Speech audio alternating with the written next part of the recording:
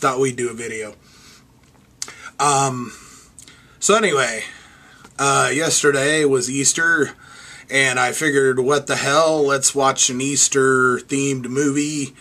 Start flipping through my movies, and I'm like, nothing's popping out at me. Easter, you know, who knows what in the hell, you know.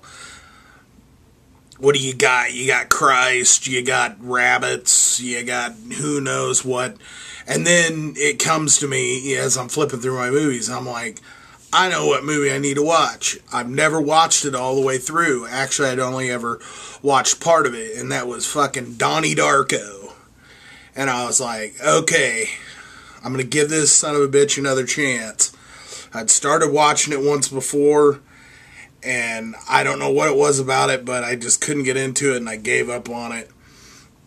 And it took me 2 sittings to get through it yesterday.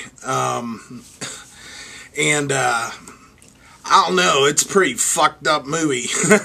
I mean, I don't really understand. I mean, I like movies that you gotta chew on and think about and maybe even watch multiple times. But the problem with this movie was, I don't know that I want to watch it multiple times. I mean, it really didn't do it for me. I mean, I expect I'm going to get a lot of thumbs down because I'm sure a lot of people love Donnie Darko or whatever, but, and that's cool. You know, I'm not saying it was bad. I'm just saying I didn't get it. And I went to a couple websites today and looked about a lot of thoughts on it and some guy's breakdown on it, and he's saying basically in order to understand the book you got to listen to the commentary and have gone to the website, and you know, you got to have basically read all the excerpts from this fictional book that only exists in the movie, that pieces are pulled from, you know, and splash into the movie and on the website. And you know, it's like, damn, I didn't know I had to frickin' study up before I watched the son of a gun. So anyway, you know, I mean, basically it starts off to me, this dude just has frickin' psychological issues, you know, but they're not that bizarre. I mean, I didn't really think so. The dude had a sleepwalking disorder. You know, aside from that, I didn't really think it was that big of a deal. I thought, you know, maybe the half the time the drugs the frickin' psychologist gives you will fuck with you more than your actual disorder. So, you know, I figured, you know, whatever drugs they had put him on were probably what was causing his problem in the first place, and the fact that he kept taking them, even though they said he had stopped taking them, seemed to me that be the catalyst for the visions that he was seeing throughout the thing. But evidently that didn't have anything to do with it, which you find out toward the end. So it's like, I don't know. So I read the guy's whole spiel, and what he laid out made sense. I mean, as far as like, there was a time rift, and you know, somehow that, you know, according to this book that is given to Donnie in the movie, that this old woman wrote, Grandma Death or whatever wrote, Roberta Sparrow, you know, he is I don't know, the person that's going to set everything right, and if he doesn't, then the world's going to collapse on itself, and, you know, he's just spurred in directions based on whatever needs to be done to basically guide him to his point of reckoning or whatever to cause what's going to happen.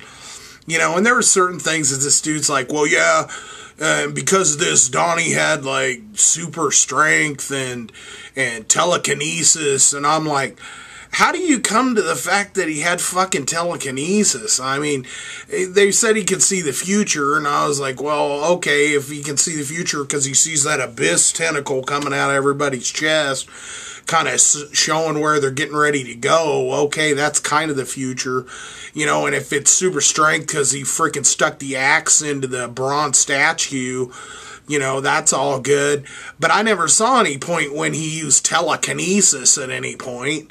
You know, and they're saying that he telekinetically ripped the fucking jet engine off the plane to complete this circle of destiny or whatever the hell it was, to collapse the wormhole And you know, it's just like, I don't know, man. It just seemed a little bit overthought and a little bit short on interesting. I know I'm going to get shit for this. I don't care. You know, I mean, I tried to start watching it two different times before this. Sat down, and the third time I started watching it, I was just as not into it. And I forced myself, after I took a break from it, to finish watching the son of a gun. And it was like, finally I finished watching it, and I'm like, you know what? That payoff of the movie didn't really do it for me. You know, I mean, it really wasn't worth finishing watching. I mean, basically, he's just this guy that's got some problems. And, you know, it can be construed, I mean, according to, I guess, the guy that wrote the stuff that I read, that wasn't the website, but whatever, the guy said that the person that wrote it, you know, was basically steering you toward the idea that it was this sci-fi shtick, and that it was this, you know, trans-dimensional rift, and this, he had these super abilities and all this, and it wasn't just that he was crazy. But I look at it more like it's almost more interesting that the guy was just kind of going nuts, and, you know, maybe he had this through vision, excuse me, I'm losing my voice here, that this dude was going to kill his girlfriend, by running her over in his car in a month. You know, that maybe he had some one futuristic hallucination or vision or dream or whatever that this was going to happen, and you know, everything else was just happenstance. And the fact that the frickin', you know, jet engine fell on the house was just the fucking cherry on the sundae. You know, so anyway, you know, I don't know, I just didn't dig it as much as I think a lot of people do. And I usually like fucked up things or cult things, and, you know, I'm not going to say that I'm going to love every cult thing just because it's a cult thing, you know, oh, cult following, you know, ooh, you know, and I love Evil Dead, but that doesn't mean that just because it's in the movie that it's, you know, some big, you know, I'm like, didn't the fucking ticket guy see him get up and leave the theater for an hour and come back, you know, I mean, it's just, I don't know, supposedly it looked like they was the only two people in the theater, I don't know. So I guess watch this if you've seen it and you want to bitch about me bitching about Donnie Darko, or you agree with me, but I assume that most people are just going to down thumb it and not tell me why and just move on.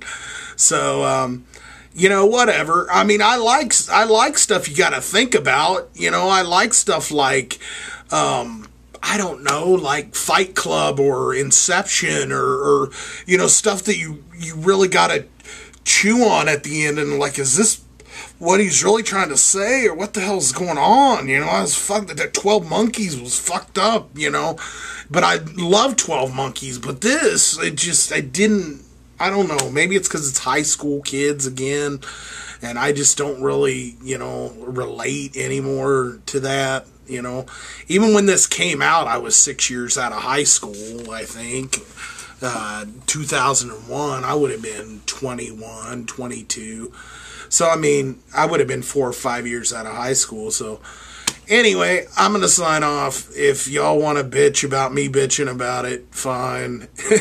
If not, hey, you know, that's your prerogative too. If you want to tell me where I'm wrong, or discuss it or explain it a little better, I can dig it, you know.